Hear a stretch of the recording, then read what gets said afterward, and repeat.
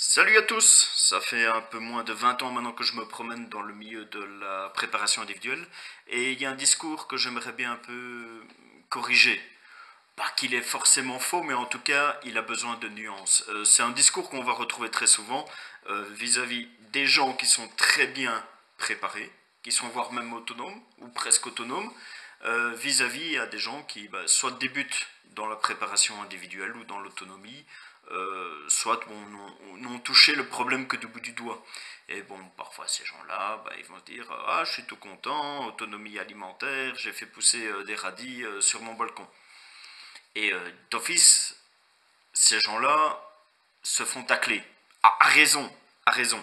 C'est une très bonne chose que des gens beaucoup plus expérimentés ou beaucoup plus loin dans leur préparation individuelle remettent un peu les choses au point en disant écoute garçon, avec tes trois radis, t'es loin d'être autonome. Avec tes deux panneaux solaires, tu vas pas t'en sortir. Avec ton couteau de chasse, tu vas pas pouvoir te défendre. Donc derrière la démarche que je veux un peu corriger, il y a généralement un bon fond. Il y a le fond de écoute mon garçon, je donne un petit coup de pied au cul, histoire que tu te réveilles, que tu sors un peu de tes fantasmes. Et c'est une très bonne chose. Mais, et c'est là que je veux en venir, c'est trop souvent, on n'accompagne pas ces gens. On se contente de dire mais non non t'es bien loin de l'autonomie parce que moi par exemple je fais planter je cultive des patates sur que sais-je 500 mètres carrés et que même ça je suis un peu limite donc si moi sur 500 mètres carrés j'y arrive déjà pas ou je suis tout juste, c'est pas toi sur ton balcon qui va y arriver.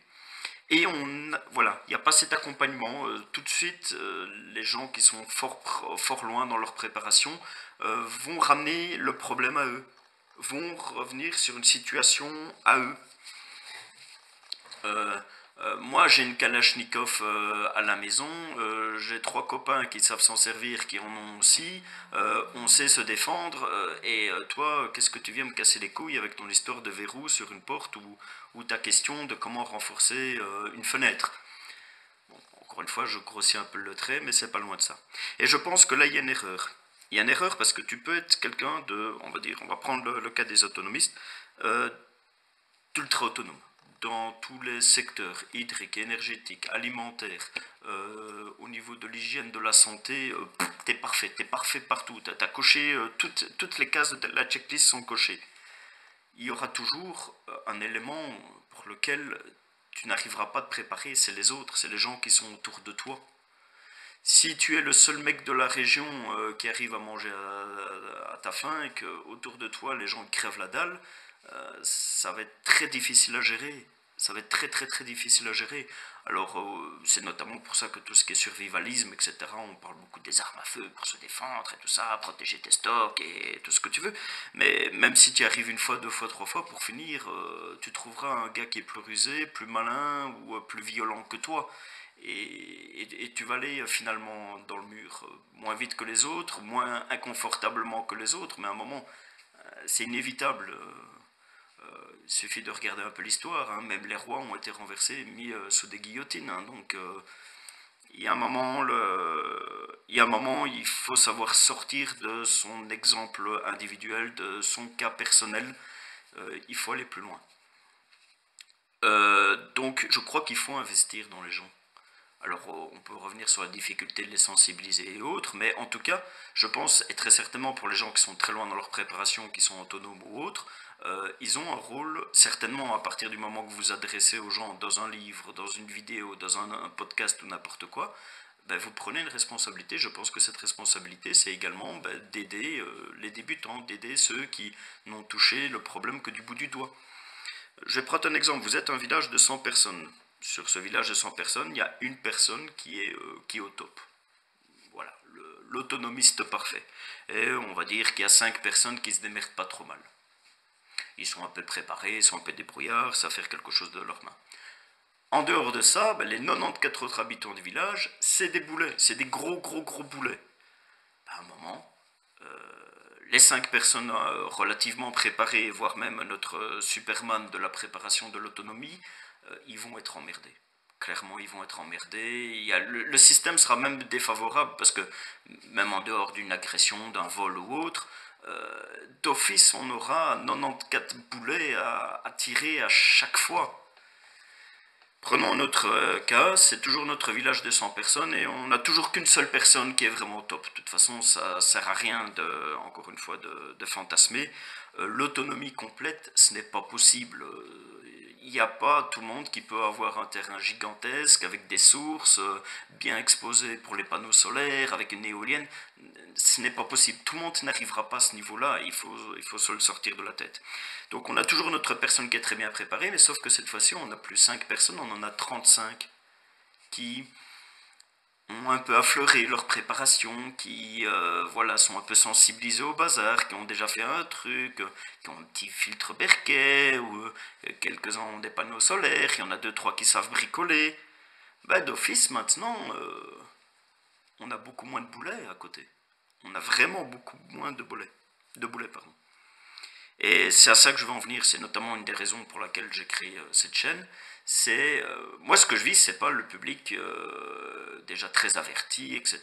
Si ce public-là m'intéresse parce que je peux confronter ma préparation à la leur. Et bon, voilà, dans un esprit constructif, on échange et tout le monde s'améliore à la fin. Mais ce que je vise, c'est la sensibilisation, je ne vais pas dire de monsieur et madame tout le monde, parce que il y a des gens qu'on n'arrivera jamais à sensibiliser, mais à des gens qui ont déjà les petites graines qui sont plantées. C'est pouvoir les accompagner et faire en sorte de ne pas les décourager et de dire, bah, écoutez, un petit pas, c'est toujours un pas en avant. C'est toujours quelque chose dans la bonne direction.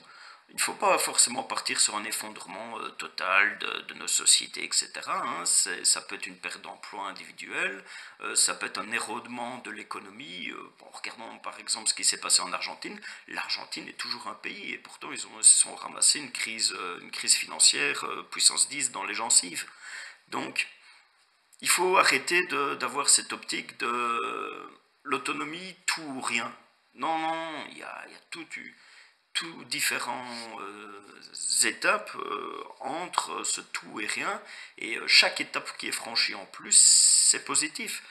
Je vais prendre l'exemple encore une fois du Parisien, du Bruxellois, tout ce que vous voulez, qui a son petit balcon.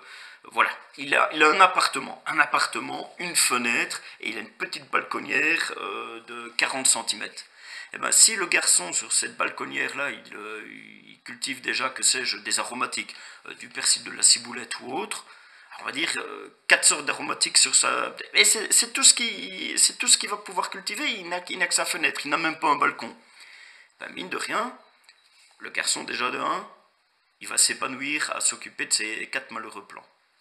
2, ces malheureux plants, ça va l'aider à un peu épicer, à un peu mettre un peu plus de saveur dans une salade. Ça va rendre, je veux dire, son repas moins désagréable.